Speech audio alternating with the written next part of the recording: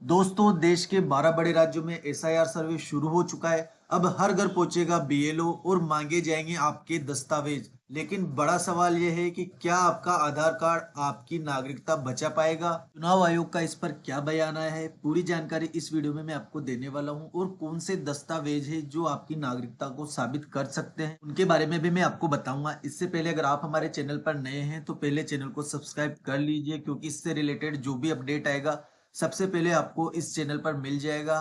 तो दोस्तों, सबसे पहले तो आप देख लीजिए, राजस्थान में, गुजरात में, गोवा में, केरल में, लक्षद्वीप, तमिलनाडु, पांडुचेरी, छत्तीसगढ़, पश्चिम बंगाल और अंडमान निकोबार में एसआईआर सर्वे स्टार्ट हो चुका है। यहाँ वर्तमान में 51 करोड़ मतदाता वोटिंग लिस्टों में दर्ज है।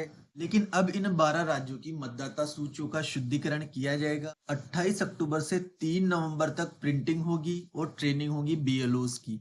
गणना प्रपत्र प्रिंट किए जाएंगे। 4 नवंबर से 4 दिसंबर घर घर जाकर गणना की जाएगी, यानी कि बीएलओ आपके घर पर आएगा, गणना प्रपत्र आपको देगा। उस गणना प्रपत्र को आपको भरकर बीएलओ को देना होगा। और इसमें एक बात का विशेष रूप से आपको ध्यान रखना है, यदि आपका नाम 2002 और 2003 की मतदाता सूची में नहीं है तो आपको डॉक्यूमेंट्स देने होंगे। और आपका नाम 2002 या 2003 की मतदाता सूची में है तो सिर्फ आपको गणना प्रपत्र भरकर देना है, कोई दस्तावेज आपको नहीं देना है, क्योंकि 2002 और 2003 की मतदाता सूची से आप वेरीफाई हो चुके हैं। इसके बाद देखिए साथियों, 9 दिसंबर को ड्राफ्ट मतदाता सूची का प्रकाशन हो जाएगा, यानी कि 9 दिसंबर तक का आपके पास समय है। 9 दिसंबर तक पूरा सर्वे कंप्लीट कर लिया जाएगा, डोर टू डोर सर्वे होगा। जिस मतदाता का गणना प्रपत्र प्राप्त नहीं होगा उसका नाम ड्राफ्ट मतदाता सूची में नहीं होगा, इसलिए बीएलओ से लगातार संपर्क में रहे। गणना प्रपत्र और उसके साथ आवश्यक दस्तावेज संलग्न करके बीएलओ को जरूर दे दें। उसके बाद 9 दिसंबर से 8 जनवरी तक दावे और आपत्तियां की जाएंगी। जिसका नाम मतदाता सूची में नहीं आएगा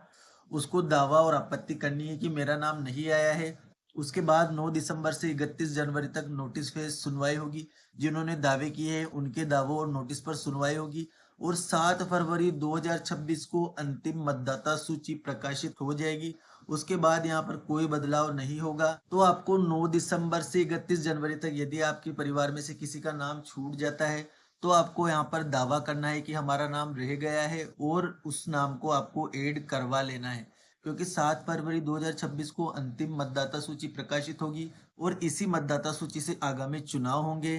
तो दोस्तों, आपके पास वोटर आईडी कार्ड होने के बावजूद भी यदि आप वैलिड डॉक्यूमेंट नहीं देते हैं नागरिकता साबित करने के, तो आपका नाम मतदाता सूची से हट सकता है। इसके लिए आपको बिल्कुल दस्तावेजों को पहले से तैयार कर लेना है, क्योंकि सर्वे अब स्टार्ट हो चुका है। अब दोस्तों, हम बात करते हैं वो कौन से दस्तावेज है जो आपकी नागरिकता को प्रूफ कर सकते हैं और आधार कार्ड पर निर्वाचन आयोग ने क्या कहा है। तो पहले दस्तावेज देख लीजिए आप। सरकारी कर्मचारी या पेंशन भोगी की आईडी चल जाएगी। 1 जुलाई 1987 से पहले जारी सरकारी बैंक घर, डाकघर, एलआईसी की आईडी आपके पास है तो वो वैलिड है। बर्थ सर्टिफिकेट वैलिड है। पासपोर्ट वैलिड है। वन अधिकार का प्रमाण पत्र वैलिड है। बोर्ड या यूनिवर्सिटी का कोई एजुकेशन सर्टिफिकेट, 10th से नीचे की मार्कशीट यहाँ पर नहीं चलेगी।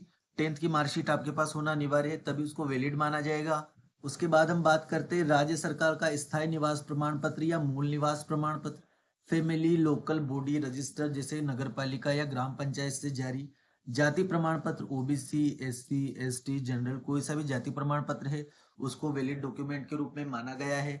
और मूल निवास प्रमाण पत्र और जाति प्रमाण पत्र आप अभी भी बनवा सकते हैं, आपके पास समय है। राष्ट्रीय नागरिक रजिस्टर, एनआरसी रजिस्टर यदि उपलब्ध है तो वो। जमीन या मकान के आवंटन का लेटर भी यहाँ पर चल जाएगा। शहरी क्षेत्रों के लिए पट्टा चल जाएगा। और आधार कार्ड को भी यहाँ पर वैलिड दस्तावेज के रूप में दैनिक भास्कर ने इसको प्रकाशित किया है। चुनाव आयोग का इस पर क्या कहना है उस पर हम बात करते हैं।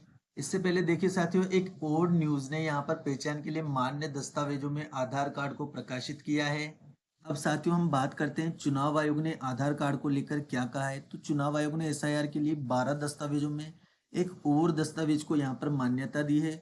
वो है बिहार एसआईआर 2025 की लिस्ट, क्योंकि वहां पर एसआईआर कंप्लीट हो चुका है। अब ऐसी स्थिति में वो लिस्ट भी यहाँ पर मान्य होगी। अब टोटल 13 दस्तावेज यहाँ पर हो गए हैं। हालांकि 12वें दस्तावेज के रूप में मान्य किए गए आधार को लेकर मुख्य चुनाव आयुक्त ज्ञानेश कुमार ने स्पष्ट किया है कि आधार न तो जन्म प्रमाण पत्र का आधार है और न ही निवास का। यह नागरिकता साबित करने वाला दस्तावेज नहीं है। यह केवल पहचान है। मुख्य चुनाव आयुक्त ने एनबीटी के सवाल पर आधार को लेकर देश भर में बन रही भ्रम की स्थिति को स्पष्ट करते हुए यह जवाब दिया है। तो चुनाव आयोग ने यहाँ पर स्पष्ट कर दिया है साथियों, आधार ना तो जन्म प्रमाण पत्र का आधार है और ना ही निवास का। यह नागरिकता साबित करने वाला दस्तावेज नहीं है। इसको केवल पहचान के रूप में निर्वाचन आयोग ने माना है। तो फिलहाल के लिए इससे नागरिकता आपकी साबित नहीं होगी। ये बिल्कुल चुनाव आयोग ने स्पष्ट कर दिया है। नागरिकता को साबित करने के लिए आपको 11 वैलिड दस्तावेजों में से कोई एक दस्तावेज चुनाव आयोग को प्रस्तुत करना होगा, तभी आपका नाम वोटिंग लिस्ट में बच सकता है, अन्यथा वोटिंग लिस्ट से आपका नाम हट सकता है। अब इनमें से जाति प्रमाण पत्र, मूल निवास प्रमाण पत्र, ये ऐसे डॉक्यूमेंट्स है जो अभी भी आप इजी गोइंग बनवा सकते हैं। तो दोस्तों फिलहाल के लिए आधार कार्ड नागरिकता साबित करने का दस्तावेज नहीं है, इसलिए जो वैलिड डॉक्यूमेंट्स है उनको आप तैयार कर लीजिए। और इससे रिलेटेड, आधार से रिलेटेड कोई अपडेट आता है तो मैं जरूर आपको बता दूंगा। इसके लिए आपको चैनल को सब्सक्राइब जरूर कर लेना है, बेल आइकन को प्रेस कर लेना है। मिलते हैं नेक्स्ट वीडियो में नेक्स्ट अपडेट के साथ। Thank you.